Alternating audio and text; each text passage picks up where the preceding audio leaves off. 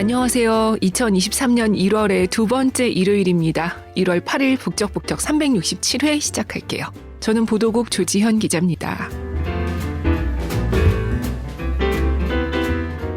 새해 복 많이 받으세요. 8일이니까 아직 새해 인사가 유효하죠. 지난 일주일 동안 이미 새해 복을 많이 받고 계시겠지만 추가로 더 듬뿍 받으시기 바랍니다. 올해가 시작되기 직전 지난 연말 뉴욕타임스에 이런 기사가 떴어요. 뉴욕타임스가 그동안 작가들을 인터뷰할 때마다 질문을 했대요. 어떤 질문이냐면 작가들의 송년 디너 파티를 연다고 치자. 사망한 작가든 생존 작가든 상관없이 3명을 부를 수 있다면 당신은 누굴 초대하고 싶냐. 그 결과를 집계한 기사였거든요. 누가 1위였을 것 같으세요? 우리가 다 아는 사람이에요. 잠깐 생각해 보실래요? 1위는 셰익스피어였습니다. 네, 20위까지 발표가 됐었는데 이 기사가 글 말고도 그 몇몇 작가들의 일러스트가 실려 있었거든요. 근데 기사를 쭉 내리다 보니까 눈에 딱 띄는 그림이 있지 뭐겠습니까? 코수염을 기른 남자가 왼손에 마들렌을 하나 들고 이제 입을 벌리고 그걸 먹으려고 하는 그림이었어요. 마들렌 하면 또 이 작가를 빼놓을 수 없잖아요. 잃어버린 시간을 찾아서를 쓴 마르셀 프루스트입니다. 여기 마들렌을 먹는 유명한 장면이 나오거든요. 궁금하시죠? 조금 이따가 같이 읽어볼 텐데요. 아마 세상에서 제일 유명한 마들렌은 잃어버린 시간을 찾아서에 나오는 이 마들렌이 아닐까 싶습니다. 마침 작년 11월에 민음사의 잃어버린 시간을 찾아서 번역본이 드디어 10년 만에 완결됐거든요. 김희영 교수님의 번역으로 13권 완전체가 나왔습니다. 그리하여 지금이야말로 한 번쯤 그 제목을 들어는 봤던, 그런데 막상 읽을 엄두는 안 나는 바로 그 책, 잃어버린 시간을 찾아서에 도전하기 딱 좋은 때가 아닌가 싶더라고요. 오늘 함께 읽을 책은 모든 현대소설의 출발점, 소설이 도달할 수 있는 극한이라고 불리는 마르셀 프루스트의 잃어버린 시간을 찾아서입니다. 네, 낭독을 허락해 주신 민음사에 감사드립니다. 김희영 교수님께도 감사드립니다. 북적북적에서는 그동안 이왕이면 새로 나온 책이나 좀 더 알려졌으면 하는 책을 소개하려고 하는데요. 잃어버린 시간을 찾아서는 둘 다 아니죠. 새로 나온 책도 아니고 덜 알려진 책도 아니고요. 1900년대 초에 쓰인 오래된 소설이고 너무 많이 알려져 있으니까요. 작가 사후 100년이 넘었기 때문에 저작권도 풀려서 그동안 여러 출판사에서 번역돼 나오기도 했습니다. 하지만 명성은 자자하지만 막상 읽으려면 마음을 크게 먹어야 하는 책이고 또 기대하며 읽기 시작했지만 1권을 다 끝내지 못한 채 책꽂이에 꽂혀 있기 쉬운 책이고 또 계속 읽어나가려면 많은 집중력과 상상력 그리고 무엇보다 정신적 여유가 필요한 책이기 때문에 이렇게 좀 바람을 잡아주는 게 필요하지 않을까. 새해를 맞아 읽기 시작해보시면 어떨까 싶어서 오늘 출판사의 허락을 받고 읽어보려고 합니다. 저도 이 책을 6권까지밖에 못 읽었어요. 그것도 재작년에 6권을 읽었고요. 2022년이죠. 작년에는 7권을 사놓기만 하고 못 읽었거든요. 원래 부지런히 읽어서 번역가님의 번역 속도를 따라잡아야지 했는데 실패했네요. 이렇게 다 안 읽은 책을 북적북적에서 소개하는 건 또 처음인데요. 다 읽고 하려다가는 제가 이 팟캐스트 졸업할 때까지 못할 수도 있을 것 같아서 에라 모르겠다. 일단 다 같이 의지를 다져보자 이런 마음으로 오늘 가져왔습니다. 그런데 이 책이 저만 이렇게 느릿느릿 읽는 책은 아닌가 봐요. 잃어버린 시간을 찾아서를 생각하면 저는 늘 떠오르는 글이 있습니다. 김현수 작가님의 산문집 소설가의 일인데요. 이 책의 제일 첫 부분이 김현수 작가님이 새해 계획을 얘기하는 걸로 시작하거든요. 그런데 한 해의 계획 중에 바로 이게 있어요. 마르셀 프루스트의 잃어버린 시간을 찾아서를 완독하기. 1월부터 한 권씩 읽어서 12월에 끝내고 막걸리를 마시면서 자축의 의미로 프루스트 전기를 읽는다는 게 당시 2012년 김현수 작가님의 원대한 목표였습니다. 이 책을 읽지 않고 죽는다면 어쩐지 내 인생에 미안할 것 같다는 생각이 들었다고 해요. 그런데 계획대로 됐을까요? 아니죠. 자기 전에 10쪽씩만 읽으면 되는데도 그게 너무나 어렵다고 썼습니다. 왜냐? 누워서 일단 1페이지를 읽어보면 내 말이 무슨 뜻인지 알 것이다 라고 김현수 작가님은 말했는데요. 재미있게도 김현수 작가님이 이 산문집을 무려 2015년에 북적북적 초기에 소개하고 읽기도 했던 그 책인데요. 그때 이 글을 읽은 덕분에 저도 나도 잃어버린 시간을 찾아서를 언젠가 다 읽어볼까나 하는 생각을 했었어요. 저 역시 이 책은 1권의 그 유명한 마들렌 장면까지 가지도 못하고 번번이 포기했었는데요. 그나마 6권까지 읽을 수 있게 된 것도 독서 모임 덕분이었어요. 여러 명이 분량을 정해놓고 읽고 나서 서로 얘기를 하다 보니까 혼자 읽을 때는 놓쳤던 많은 묘미를 발견하면서 읽을 수 있게 된 거죠. 그 덕분에 이제 절반까지 왔는데 작년에 이 모임의 주력 멤버가 굉장히 바빠지면서 한 해 쉬어갔거든요. 올해는 저도 다시 재개하려고요. 이번 달 중순에 모임 날짜를 잡았습니다. 독서 모임이 정말 소중해요. 추천합니다. 아무튼 그렇다면 이 책은 어떤 책이냐. 잃어버린 시간을 찾아서는 프랑스 작가 마르셀 프루스트가 1909년부터 1922년 50세의 폐렴으로 숨을 거두기 전까지 14년 동안 쓴 책이에요. 1편 스완네 집 쪽으로부터 7편 되찾은 시간까지 모두 7편으로 이루어져 있고요. 앞서 잠깐 말씀드렸듯이 민음사 번역본으로는 13권으로 번역이 작년 말에 완결됐습니다. 그런데 이 책은 줄거리를 말하기가 참 어려워요. 배경은 19세기 말에서 20세기 초 1차 세계대전 그 전인 벨 에포크 시대이고요. 나라는 화자가 들려주는 자신의 얘기인데 인터넷 서점에 있는 그 출판사 설명을 빌려오면 이렇습니다. 나라는 화자의 성장과 시선에 따라 한 인간이 품을 수 있는 온갖 사유를 담아낸다. 그 속에 유년기의 기억, 사랑과 정념, 질투와 욕망, 상실과 죽음, 예술, 사회, 문화, 정치, 역사 등 인간 삶의 총체적인 모습이 생생하게 살아 움직이는 작품이라고요. 정말 이렇게밖에 말할 수 없어요. 제가 바로 직전에 소개한 책이었죠. 이제 그것을 보았어에 그런 말이 나오잖아요. 어떤 한 사람을 한마디로 표현할 수는 없다고요. 그것처럼 이 책의 줄거리 역시 한 문장으로 정리되지 않습니다. 한 인간의 평생이고 그 사람이 살았던 시대의 총합이거든요. 프루스트는 작가란 표면적으로는 다양해 보일지라도 엄밀한 의미에서 단 한 권의 작품밖에 쓸 수 없다라고 말했다는데요. 이 책이 바로 그렇게 그 자신의 말처럼 한 작가가 쓸 수 있는 인생 단 하나의 이야기라고들 하죠. 프루스트는 폐렴으로 죽음에 가까워지면서도 이 책을 교정하고 또 교정하면서 이제는 드디어 죽을 수 있다라고 하고 숨을 거뒀다고 해요. 한 사람의 인생, 그 사람의 생각과 주변 사람과 그 당시에 그런 정치와 예술까지 모든 걸 한 편의 이야기로 쓴다면 이렇게 쓰는 거겠구나 싶습니다. 알랭드 보통은 이 작품을 한 인간 삶의 가장 완벽한 재현이라고 했어요. 또 버지니아 울프는 진정으로 내게 가장 큰 체험은 프루스트다. 이 책이 있는데 과연 무엇을 앞으로 쓸 수 있단 말인가라고 극찬했습니다. 그런데 100년 동안 이렇게 많은 독자에게 사랑받고 많은 작가들에게 영감을 준 이 소설도 처음 출판은 쉽지 않았다고 해요. 프루스트가 이제 앞부분을 써서 출판사를 찾아 나서지만 모든 출판사가 출판을 거절했대요. 결국에는 당시에 새로 생긴 출판사가 당신 돈으로 출판하는 거면 하자. 그렇게 해서 세상에 나오게 됐다고 합니다. 출판을 이렇게 번번이 퇴짜 맞았던 이 책의 앞부분은 대체 어떻길래 그랬던 걸까요? 잃어버린 시간을 찾아서는 이렇게 시작합니다.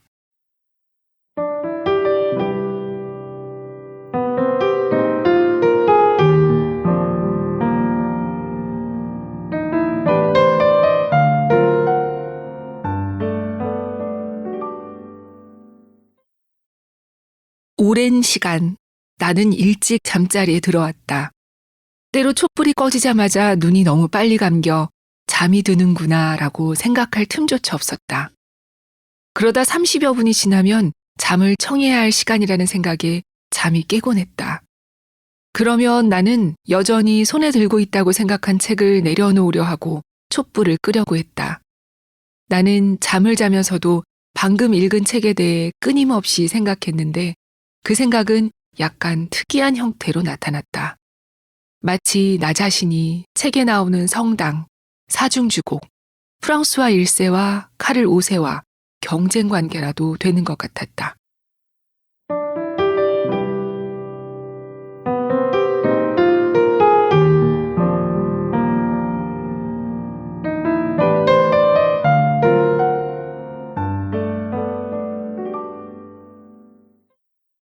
네, 아주 짧게 읽어봤는데요.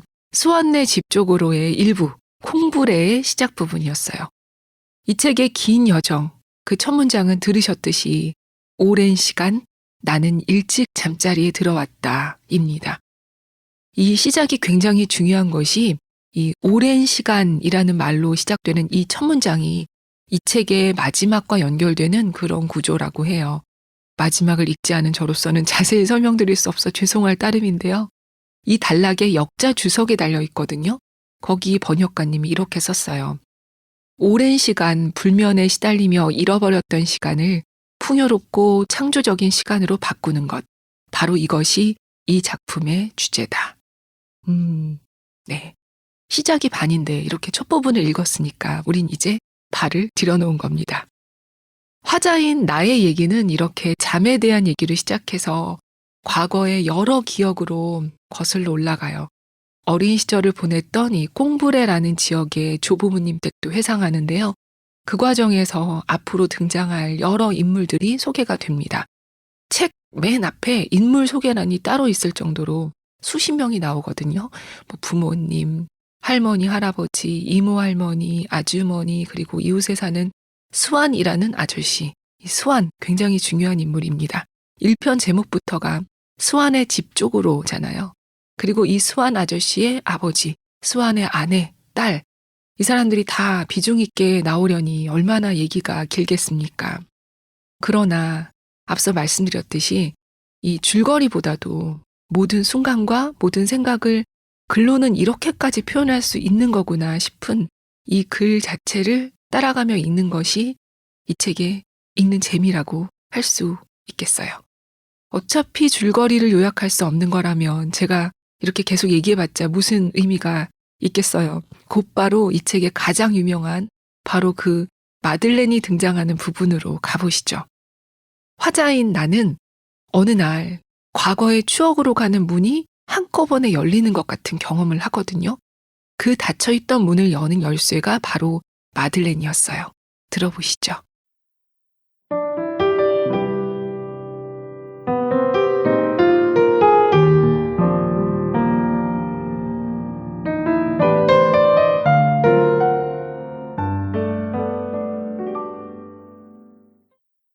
우리 과거도 마찬가지다. 지나가버린 과거를 되살리려는 노력은 헛된 일이며 모든 지성의 노력도 불필요하다. 과거는 우리 지성의 영역 밖에 그 힘이 미치지 않는 곳에 우리가 전혀 생각도 해보지 못한 어떤 물질적 대상 안에 또는 그 대상이 우리에게 주는 감각 안에 숨어 있다. 이러한 대상을 우리가 죽기 전에 만나거나 만나지 못하는 것은 순전히 우연에 달렸다. 이처럼 콩브레에서 내 잠자리의 비극과 무대 외에 다른 것은 더 이상 존재하지 않게 된 지도 오랜 어느 겨울날. 집에 돌아온 내가 추워하는 걸 본 어머니께서는 평소 내 습관과는 달리 홍차를 마시지 않겠느냐고 제안하셨다. 처음에는 싫다고 했지만 왠지 마음이 바뀌었다. 어머니는 사람을 시켜 생자크라는 조가비 모양의 가느다란 호미펜 틀에 넣어 만든 뿌띠뜨 마들렌이라는 짧고 통통한 과자를 사오게 하셨다. 침울했던 하루와 서글픈 내일에 대한 전망으로 마음이 울적해진 나는 마들렌 조각이 녹아든 홍차 한 숟가락을 기계적으로 입술로 가져갔다. 그런데 과자 조각이 섞인 홍차 한 모금이 내 입천장에 닿는 순간 나는 깜짝 놀라 내 몸속에서 뭔가 특별한 일이 일어나고 있다는 사실에 주목했다. 이유를 알 수 없는 어떤 감미로운 기쁨이 나를 사로잡으며 고립시켰다. 이 기쁨은 마치 사랑이 그러하듯 귀중한 본질로 나를 채우면서 삶의 변전에 무관심하게 만들었고 삶의 재난을 무해한 것으로 그 짧음을 착각으로 여기게 했다. 아니, 그 본질은 내 안에 있는 것이 아니라 바로 나 자신이었다. 나는 더 이상 나 자신이 초라하고 우연적이고 죽어야만 하는 존재라고 느끼지 않게 되었다. 도대체 이 강렬한 기쁨은 어디서 온 것일까? 나는 그 기쁨이 홍차와 과자 맛과 관련 있으면서도 그 맛을 훨씬 넘어섰으므로 맛과는 같은 성질일 수 없다고 생각했다. 그 기쁨은 어디서 온 것일까? 무엇을 의미하는 걸까? 어디서 그것을 포착해야 할까? 두 번째 모금을 마셨다. 첫 번째 모금이 가져다 준 것 외에 다른 것은 아무것도 가져다 주지 못했다. 세 번째 모금은 두 번째보다 못했다. 멈춰야 할 때다. 차의 효력이 줄어든 것 같았다. 내가 찾는 진실은 차에 있는 것이 아니라 바로 내 안에 있는 것이 분명하다. 차가 내 속에 있는 진실을 일깨웠지만 그 진실이 무엇인지는 알지 못한 채 점점 힘이 빠져가면서 무한히 같은 증언만을 되풀이할 뿐이지만 내가 지금은 이 증언을 해석할 줄 모르나 나중에 결정적인 해명을 위해 내가 요구하면 마음대로 처분할 수 있도록 적어도 온전한 상태로 되찾을 수 있기를 바랐다. 나는 찻잔을 내려놓고 정신 쪽으로 향한다. 정신이 진실을 발견해야 한다. 그러나 어떻게? 매번 정신은 스스로를 넘어서는 어떤 문제에 직면할 때마다 심각한 불안감을 느낀다. 정신이라는 탐색자는 자기 지식이 아무 소용없는 어두운 고장에서 찾아야만 한다. 찾는다고? 그뿐만이 아니다. 창조해야 한다.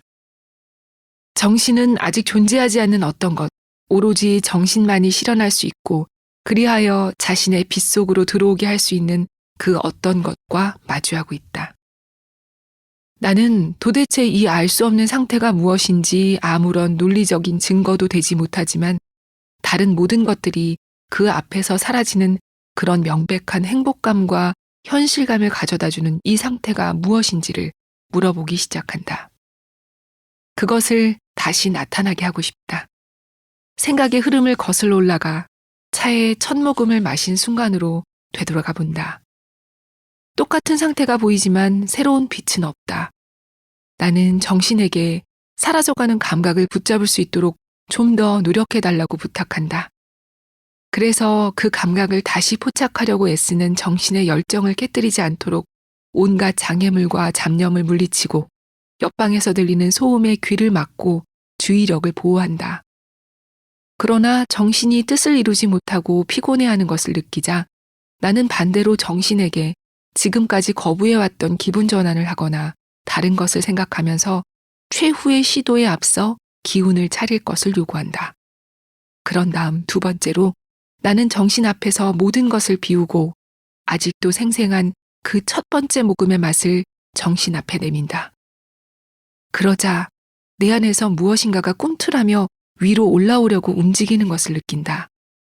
마치 깊은 심연에 닻을 내린 그 어떤 것이 올라오는 것 같다. 나는 그것이 무엇인지를 알지 못하지만 그것은 천천히 위로 올라온다. 나는 그 저항을 느낀다. 그것이 통과하는 거대한 공간의 울림이 들려온다. 분명히 내 마음 깊은 곳에서 팔딱거리는 것은 그 맛과 연결되어 맛의 뒤를 따라 내게로까지 올라오려고 애쓰는 이미지, 시각적인 추억임에 틀림없다. 그러나 그것은 너무도 멀리서 너무도 희미하게 몸부림치고 있어 내가 알아볼 수 있는 것은 기껏해야 휘저어 놓은 색채들에 포착할 수 없는 소용돌이가 뒤섞인 어렴풋한 그림자일 뿐이다. 그러나 형태를 분간할 수 없는 나는 그 그림자를 향해 마치 유일한 번역가에게라도 말하듯이 그것과 동시에 태어나 그것과 떨어질 수 없는 동반자인 미각이 들려주는 증언을 번역해달라고 부탁할 수도 없으며 그것이 내 지나간 과거의 어떤 특별한 상황이나 어떤 시기와 관련 있는지 알려달라고 요청할 수도 없다. 이 추억, 동일한 순간의 견인력이 아주 멀리서 찾아와 내 깊숙한 곳으로부터 부추기고 움직이고 끌어올리려 하고 있는 이 옛 순간이 내 선명한 의식의 표면에까지 이를 수 있을까?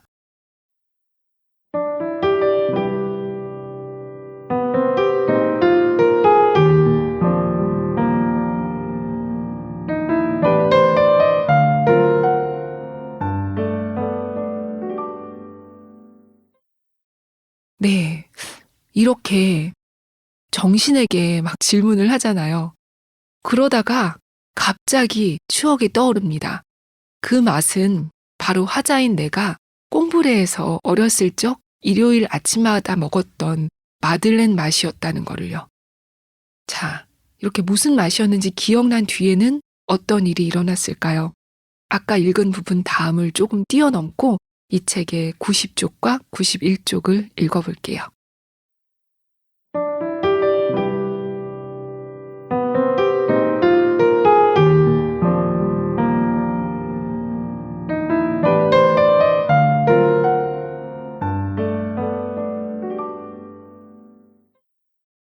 그러나 아주 오랜 과거로부터 아무것도 남아있지 않을 때에도, 존재의 죽음과 사물의 파괴 후에도 연약하지만 보다 생생하고 비물질적이지만 보다 집요하고 충실한 냄새와 맛은 오랫동안 영혼처럼 살아남아 다른 모든 것의 폐허 위에서 회상하고 기다리고 희망하며 거의 만질 수 없는 미세한 물방울 위에서 추억의 거대한 건축물을 꿋꿋이 떠받치고 있다. 그것이 레오니 아주머니가 주던 보리수차에 적신 마들렌 조각의 맛이라는 것을 깨닫자마자 그 추억이 왜 나를 그렇게 행복하게 했는지 당시에는 알지 못했고 그 이유를 알아내는 일도 훨씬 뒤로 미뤄야 했다. 아주머니의 방이 있던 길 쪽으로 난 오래된 회색 집이 무대 장치처럼 다가와서는 우리 부모님을 위해 뒤편에 지은 정원 쪽 작은 별채로 이어졌다. 내가 지금까지 떠올린 것은 단지 그 잘린 벽면뿐이었다. 그리고 그 집과 더불어 온갖 날씨에 아침부터 저녁 때까지의 마을 모습이 떠올랐다. 점심 식사 전에 나를 보내던 광장이며 심부름하러 가던 거리며 날씨가 좋은 날이면 지나가곤 하던 오솔길들이 떠올랐다.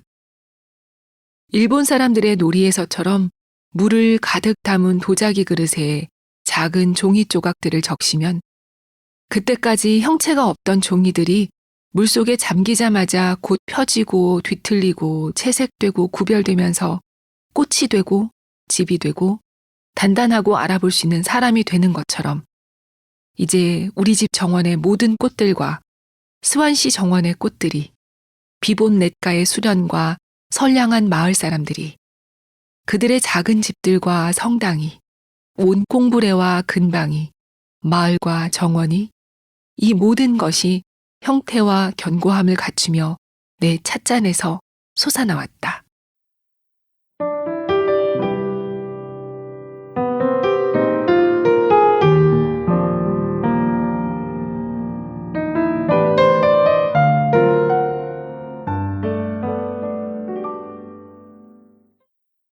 네, 찻잔에서 모든 것이 솟아나오는 이 장면, 너무 환상적이죠. 저는 몇 번이나 이 책을 5, 60페이지 정도에서 읽다가 포기했었다가 딱 이 장면을 읽고 난 뒤에는 쭉 읽어나갈 수 있었어요. 어떤 분기점 같은 장면이었습니다. 예전에 읽으셨다가 오늘 오랜만에 들으시는 분이라면 새삼 반가웠을 것 같고요. 아직 안 읽으셨던 북적 청취자분이라면 오늘 저랑 이 마들렌과 홍차 장면을 읽으신 만큼 지금 바로는 아니더라도 아마 인생의 언젠가는 이 책을 읽게 되시지 않을까 싶어요. 이 책을 번역한 한국 외국어대 명예교수 김희영 번역가님 인터뷰를 찾아보다 보니까 이 작품의 매력으로 3가지를 꼽았더라고요. 첫째, 이 소설은 인간이란 단일한 인간이 아니라 시간에 따라 수없이 변하는 존재라는 걸 고찰했고, 둘째로 유대인이나 성소수자 같은 사회 문제도 다뤘고, 세 번째로 무엇보다 사랑에 관한 가장 아름다운 소설이라고요. 네, 이 책의 많은 부분이 정말 사랑에 대한 이야기이기도 하고 사랑을 비롯해서 인간관계의 그런 특성을 꿰뚫고 굉장히 예리하게 썼거든요.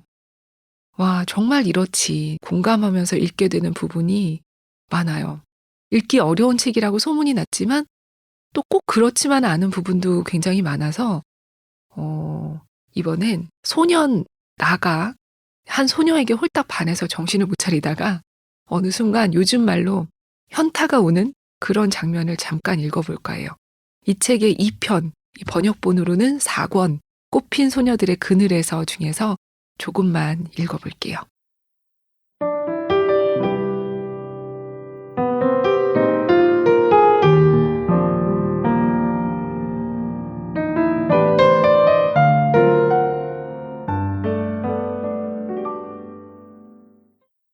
알베르틴을 본 순간부터 나는 매일 그녀에 대해 수없이 생각했으며 내가 그녀라고 부르는 인물과 더불어 끊임없이 내적 대화를 이어가며 그녀로 하여금 질문하고 답하고 생각하고 행동하도록 했고 시시각각 내 마음에 연이어 나타나는 상상의 알베르틴이라는 그 무한한 계열체 안에서 해변에서 얼핏 본 실제 알베르틴은 마치 어느 역을 창조한 스타 여배우가 긴 공연 일정 중 처음 며칠만 출연하듯이 처음에만 그 모습을 드러냈다.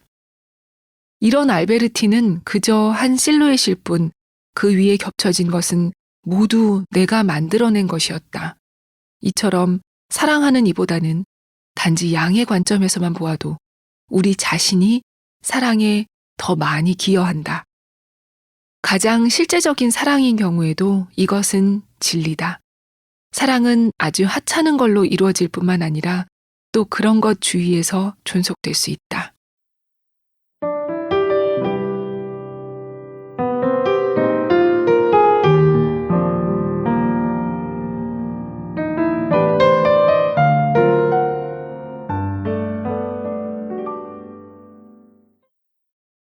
네.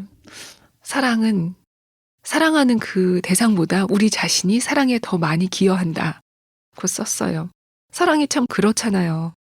저는 특히 이 잃어버린 시간을 찾아서 중에서 2편, 번역본으로는 3, 4권인 꽃핀 소녀들의 그늘에서가 아름답고 또 술술 잘 읽혔어요. 이 책은 읽으면서 오감을 모두 동원해서 읽게 되는 책이기도 해요. 아까 마들렌 들으셨듯이 맛도 그렇고 냄새, 소리, 촉감, 시각적인 묘사는 물론이고요. 그래서 읽으면서 아주 머리가 바쁩니다. 그 장면을 우리가 영화 감독이 영화 찍듯이 다 이렇게 떠올리면서 읽거든요.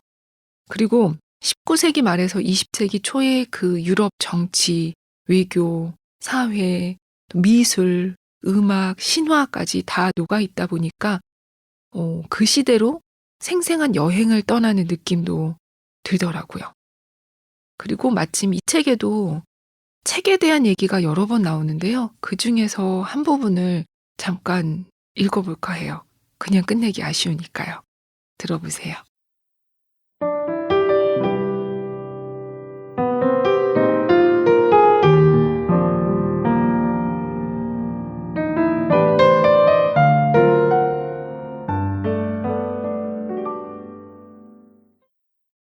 내게 새로운 책이란 그 책과 유사한 많은 것들 중 하나가 아니라 그 자체로 존재 이유가 있는 유일한 사람 같았다.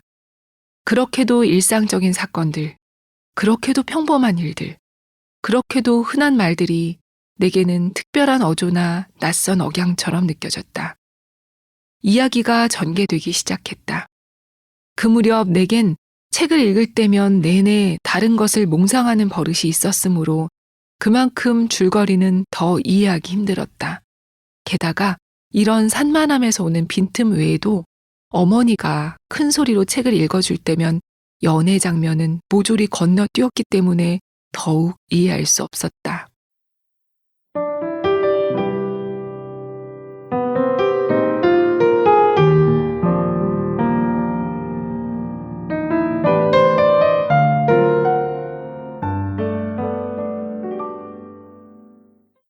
네, 마지막 문장 귀엽죠. 진짜 어머니의 마음이란 동서고금을 막론하고 비슷하네요.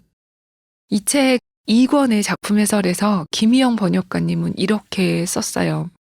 존재의 깊은 곳에 매몰되었던 자아는 어느 날 홍차에 적신 맛과 냄새에 의해 우연히 되살아나고 그리하여 시간과 공간을 초월한 타임머신은 전속력으로 이 잃어버린 자아를 되찾기 위해 달려간다. 진정한 삶, 마침내 발견되고 밝혀진 삶. 따라서 우리가 진정으로 체험하는 유일한 삶은 바로 문학이다라는 화자의 맺힘은 이 작품의 주제가 작품의 첫 단어인 오랜 시간 체험했던 그 수많은 세부적인 부서지기 쉬운 일상의 감정과 인상들의 형태를 부여해서 시간 속에 하나의 화폭 위에 고정하는 작업임을 말해준다. 라고요. 그리고 또 이렇게도 썼어요. 작품 해설에. 발터 베냐민은 프루스트의 작품에서 중요한 것은 체험한 삶의 내용이 아니라 그러한 체험의 기억을 짜는 일로 낮 동안 짰던 시를 밤이면 풀어헤치는 텍스트라는 개념을 누구보다도 가장 잘 실천한 작가라고 단언한다. 텍스트의 어원인 직물이라는 단어가 의미하듯 끊임없이 짜고 풀고 덧붙이고 그리하여 한 권의 책 속에 우리 모든 삶을 담으려 했던 프루스트의 그 끝없는 글쓰기야말로 베냐민에게는 바로 현대성의 표징이었던 것이다. 라고 작품 해설에 김희영 번역가님의 해설이 실려 있습니다. 체험의 기억을 짜는 일. 네, 정말 그런 것 같아요. 번역가님은 지난 10년 동안 사명감과 용기를 가지고 이 작품을 번역했다고 해요. 이 책의 특징인 가지치기와 은유, 그 다른 것과 다른 장소를 계속 불러들이는 원문의 어순과 긴 호흡을 살리기 위해서 애썼다고 합니다. 원문의 떨림을 훼손하지 않고 전달하기 위해서 그랬다고 하네요. 그 번역에 이어서 이 책을 안내하는 해설서도 쓰실 예정이라고 하니까 저희 독자들은 또 기대하며 기다리고 있겠습니다. 네, 오늘은 문학사의 이정표 같은 작품 잃어버린 시간을 찾아서 그 큰 강물에 엄지발가락 살짝 담가보는 시간을 가져봤습니다. 이 책으로만 몇 년 동안 팟캐스트를 할 수도 있을 그런 책인데 이렇게 새해 맞이로 짧게나마 맛보기를 해봤어요. 제가 지식이 부족해서 더 깊이 있는 얘기를 들려드리지 못해서 죄송할 따름인데요. 또 이렇게 크고 좀 긴 이런 책을 이렇게 짧은 시간에 소개하려다 보니까 좀 역부족이지 않았나 하는 생각도 오늘 읽다 보니까 들었어요. 제 지식은 부족하지만 요즘 책 말고 또 이렇게 세계 문학 전집에 있는 책들도 앞으로 종종 읽어볼까 싶기도 한데 여러분 생각은 어떠세요? 의견을 적극적으로 주시면 저희도 적극 반영해 보도록 하겠습니다. 지난번 업로드 되고 난 뒤에 네이버 오디오 클립에 깐도리님이 댓글 남겨주셨는데요. 깐도리님이 댓글을 자주 주셔서 이제 닉네임만 봐도 내적 친밀감이 높습니다. 저희도 잊고 있었던 365회를 짚어주셔서 감사합니다. 이제 하루에 한 권씩 북적북적을 들어도 다 듣는데 1년이 넘게 걸리네요. 그리고 팟빵에 9924349님이 댓글 남겨주셨는데요. 초창기부터 들어주신 분인 것 같아요. 너무너무 감사합니다. 댓글은 늘 여러분이 상상하시는 것 이상으로 큰 힘이 됩니다. 오늘도 함께 해주셔서 고맙습니다. 재밌고 유익한 시간이었기를 바랍니다. 안녕히 계세요.